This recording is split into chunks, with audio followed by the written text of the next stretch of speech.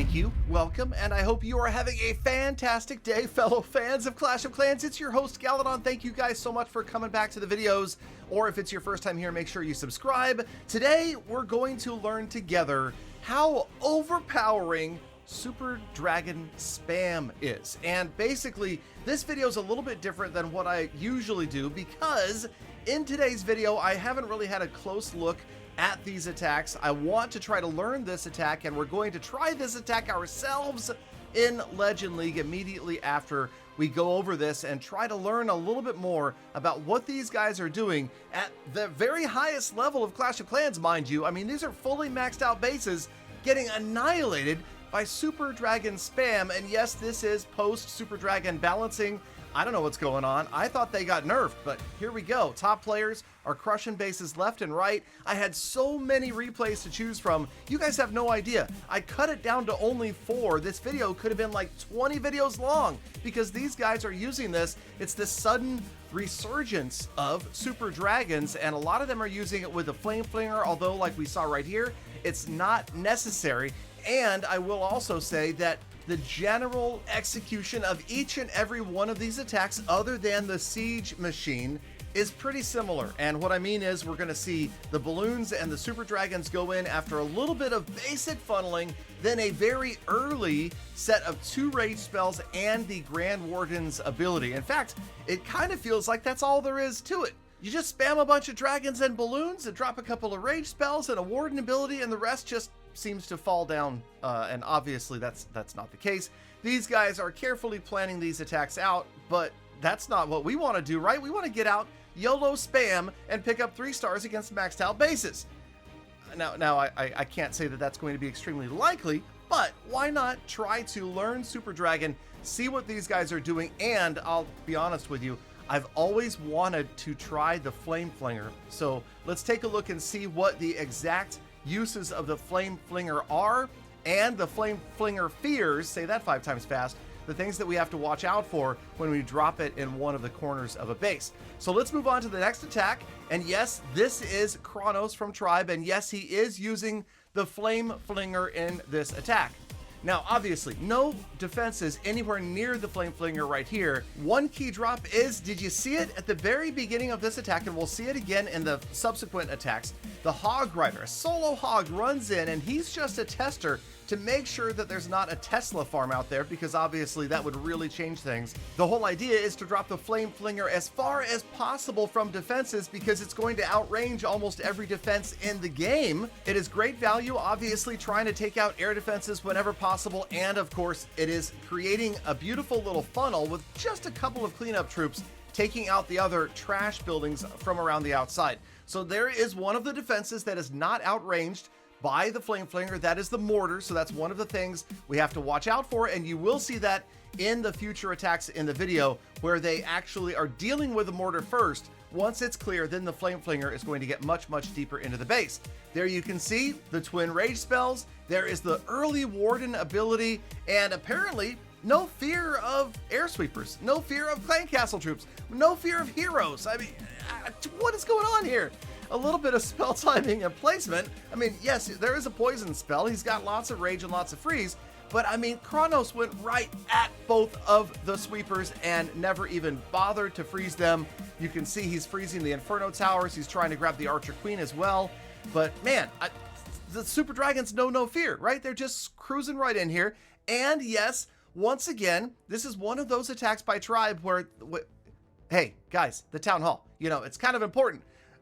It's a star all by itself, 1 building, 1 star, but they seem to have no fear. They're rolling in. They know that these dragons are going to make it. Around the outside is the Barbarian King, who is performing the Magellan, meaning he circumnavigated the base. Okay, and then here come the Super Dragons right after the Town Hall as one of the final buildings to get annihilated for the 2nd star, and also late Royal Champion ability took out almost every single remaining defense. And man, I mean, I'm telling you right now, they are making this look crazy easy. So, you know, when I see a couple of these, I start to think, okay, wait a minute, why are we doing this big complicated queen charge hybrid or whatever we're doing when we could just spam a bunch of super drags and get the same effect?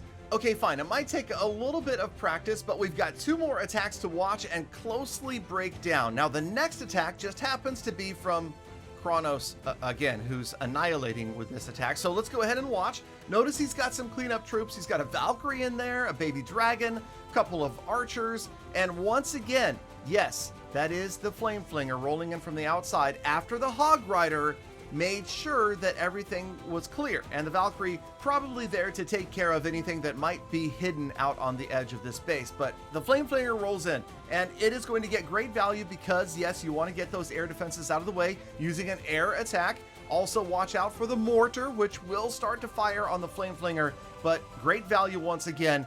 Going, it looks like, for trash buildings out there on 3 o'clock, one that was unprotected, and then the very basic funnel is going to happen once again. So the Flame Flinger has funneled at 9 o'clock.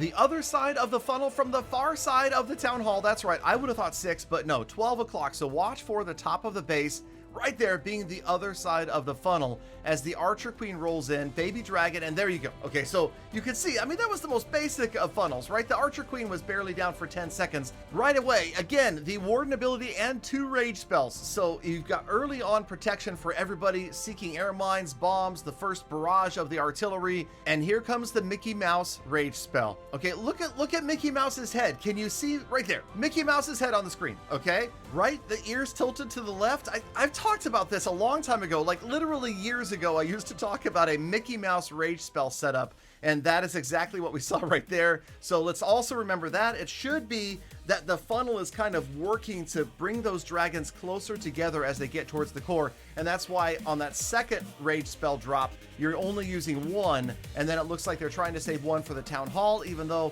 this is going to be the scariest part, you guys. Who wants to go in after a fully maxed out Town Hall 14 on the opposite side of the Town Hall? And then right there, did you see that? Did you see that?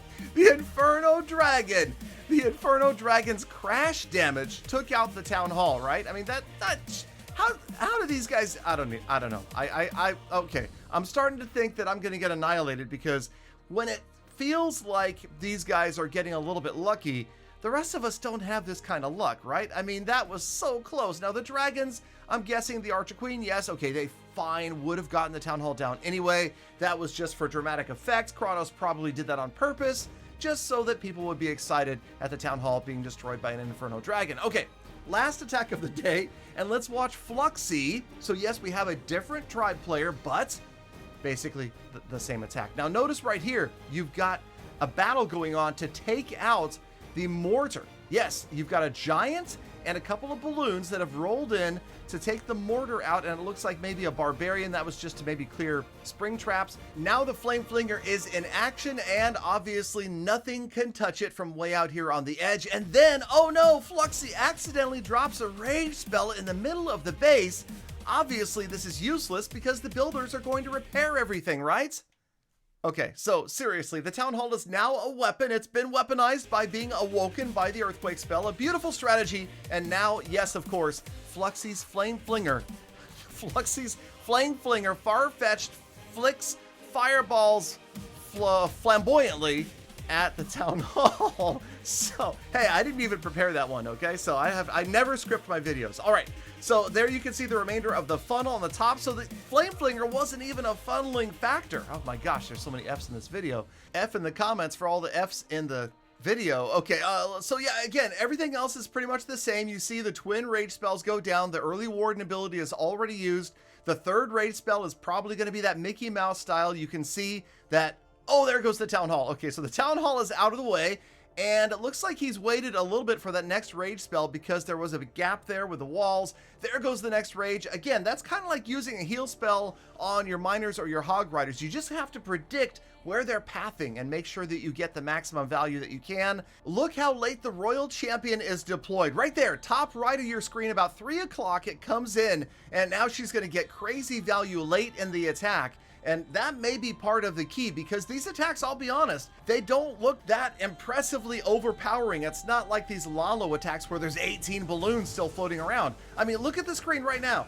I don't think that looks like a 3-star. It doesn't look like you're going to have the remaining troops to get 20% more of the buildings out of the way. Yet the Royal Champion, because she was deployed so late in the battle, still has her ability, and that makes the remaining army of Fluxies deceptively strong as she is going to annihilate multiple defenses. Also, of course, he had a couple of freeze spells left. So I'm telling you right now, I'm ready to go use Super Dragons. We've got a basic setup that we know we can copy. The Flame Flinger is questionable. I think it's going to take a little bit of practice, but maybe with a Stone Slammer, you would at least get high, consistent 2 stars. And I'll be honest with you, I'm going to try it in Legend League. If it goes really, really badly, then I'll never make an episode about it. But so just pay attention, keep an eye on the channel, stay subscribed, stay notified. And if you don't see a Super Dragon episode from Galadon in Legend League, you'll know that it's harder than it looks. All right, Galafam, thank you for sticking around all the way to the end of the episode. You are the true hashtag Galafam. That is why I love, think about, appreciate every single one of every single day. So get out there, make the best rich day, week, month, year, be kind of the people. Also plan. I'll see you back here again tomorrow for more full attacks.